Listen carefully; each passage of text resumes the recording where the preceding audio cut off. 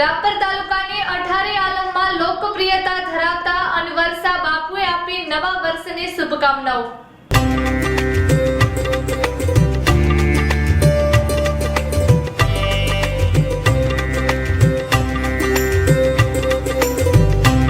હું ઘનશ્યામ બારોટને આપ જોઈ રહ્યા છો કચ્છ કેટ ટીવી ન્યૂઝ।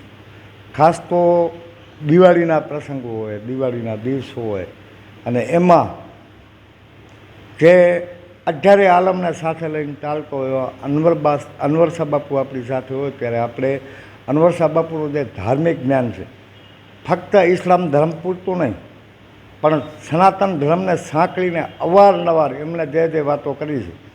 આજે બાપુનો મને ફોન આવ્યો, ઘનશ્યામભાઈ તમે દિવાળીની શુભકામનાઓ અમે પણ આપી શકીએ એવું નથી, અને બાપુએ જ્યારે મને બોલાવ્યો ત્યારે આપણે બાપુને મળશું। અને ખાસ તો રાપર નગરપાલિકાના 21 સીટની અંદર જે કાંઈ વિજયનું વરમાળાનું આયોજન થયું ને એમાં અનવરસા બાપુનો બહુ મોટો ફાળો રહ્યો છે।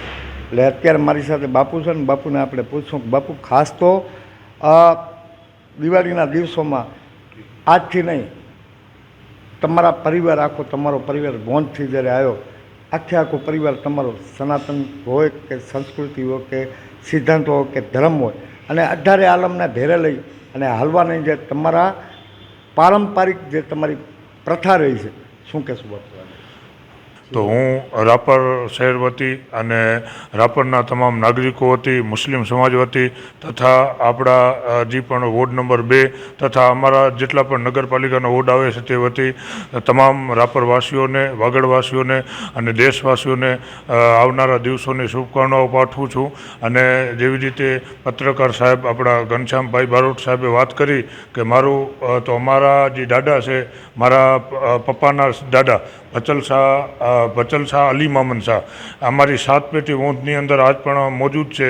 અને જ્યારે પણ રામ મંદિર હોય કે જસુબાઈ હોય કે સમન સાપીર હોય, ગામની અંદર અમે હંમેશા અમારા બાપ દાદા 7 પેઢીથી અમે હળીમળીને હંમેશા દેશની સાથે અને દેશની અખંડતા અને દેશના ભાઈચારાને હંમેશા આગળ લાવવા માટે અમે કામગીરી કરી છે।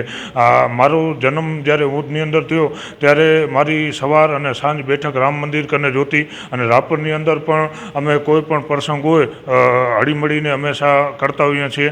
અને હું આ પ્રસંગે તમામ દેશવાસીઓને ને ખાસ કરીને મુસ્લિમ સમાજના માણસોને એક આહ્વાન કરીશ કે આપણો દેશ બહુ મહાન દેશ છે, આપણો દેશ ભારત છે, બધાને હંમેશા ભાઈચારા અને અખંડતાને કાયમ રાખવી પડે।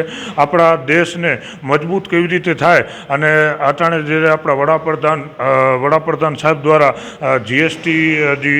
જીએસટીની અંદર જે ઘટાડો કરવામાં આવ્યો છે એનો પણ આપણા લાભ મળે અને આપણે વિદેશની જેટલી આઇટમો છે એને રદ કરીએ અને આપણા દેશની સ્વદેશી અપનાવીએ અને દેશને મજબૂત કરીએ અને વાગડની ધારાને મજબૂત કરીએ, વાગડના ધારાસભ્ય છે એમને આપણે મજબૂત કરીએ અને વાગડના જેટલા પણ આપણે નગરપાલિકા છે એને આપણે મજબૂત બનાવીએ અને આપણે બધા ભાઈચારાની ભાવનાની સાથે હાલીએ। બસ મારી તમને બધાને શુભકામનાઓ છે। અને આપે મારો જે પરિચય લીધો, અમારો વોંધની અંદર આજ પણ અમારો પરિવાર છે, હંમેશા જ્યારે પણ જસુમાં માતાજીનું કાંઈ પણ પ્રસંગ હોય છે અમારા તમામ ભાઈઓ હાજર હોય છે, એટલે અમારી હંમેશા અમન અને શાંતિ અને ભાઈચારાનો હંમેશા સંદેશ રહ્યો છે। બસ આખિરમાં એટલું કહીશ કે અમારા ઘનશ્યામ બારોટના માધ્યમથી કચ્છ કેર ન્યૂઝ દ્વારા તમામ કચ્છના પત્રકારોને, તમામ દેશના જે પણ સૈનિકો છે એમને હું શુભકામનાઓ પાઠવીશ, કેમ કે હંમેશા આપણે દેશ માટે પણ કરતા હોઈએ છીએ, પણ દેશની અંદર 2 એવા સૈનિકો છે, એક છે પત્રકાર અને એક છે આપણા જે આર્મી, જે આપણા માટે હંમેશા દિવસ અને રાત લડતા હોય છે, તો એમને પણ મારી શુભકામનાઓ પાઠવું છું। આપે મને સાંભળ્યો અને આપે જે શુભકામના લીધી હજી હું તમને રોકી આ દર્શક મિત્રો, આજે સવારમાં મને લતીફ શાહ બાપુ કે જે લતીફ શાહ બાપુ ચિરાઈ દેશ રાષ્ટ્ર ભાવનાને વરેલા માણસ તમારા જેમ જ લતીફ શાહ બાપુનો સવારમાં મને દિવાળીની શુભકામનાનો મેસેજ આવ્યો, તમારો મને મેસેજ આવ્યો। હું અત્યારે મારે તમને મળવું નહોતું પણ લતીફ શાહ બાપુને તમારો મને મેસેજ આવ્યો ને જે દિવાળીની શુભકામનાઓ, ત્યારે મને એવું થયું કે ભાઈ આપણે જે કાંઈ વિચારીએ એના કરતાં છે ને માણસ ઘણું બધું આગળ વિચારતું હશે. એટલે લતીફ શાહ બાપુ વિશે પણ બે શબ્દો તમે બોલો, મને એવી અપેક્ષા. લતીફ શાહ બાપુ પણ મારા મોટા ભાઈ છે, નાની ચીરેમાં રહે છે. હંમેશા સમાજને એક કરવા, અમન અને શાંતિ અને ભાઈચારાને એક કરવાની હંમેશા ભાવના કરતા હોય છે.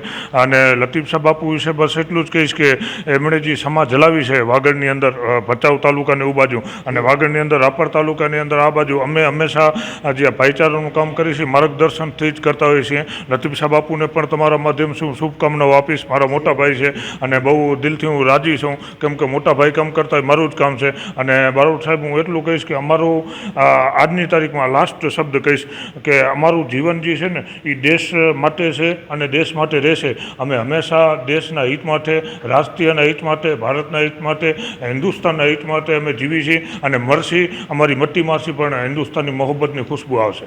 દર્શક મિત્રો, ખાસ તો બાપુએ જે વાત કરીને મને ખ્યાલ છે કે ક્યાંક ને ક્યાંક અમુક જે શહીદ સાદાત છે ને એમની જે રાષ્ટ્રીય ભાવના છે ને, સાહેબ લતીફ શાહ બાપુ હોય કે અનવર શાહ બાપુ હોય, મેં એવા ઘણા બધા શહીદોને જોયા છે કે જેમણે એવું કીધું હોય કે જે કુરાનના અમલમાંથી હાલતા હોય કે તમે તમારા રાષ્ટ્રને વફાદાર નથી ને તો તમે તમારા ધર્મને વફાદાર નથી. અને આવી વસ્તુને ભેરી લઈને હાલતો હોય ને એવા શહીદોની જ ઘનશ્યામ બારોટ મુલાકાત લેતો હશે. ઘનશ્યામ બારોટ, કચ્છ કે ટીવી ન્યૂઝ, રાપર, કચ્છ.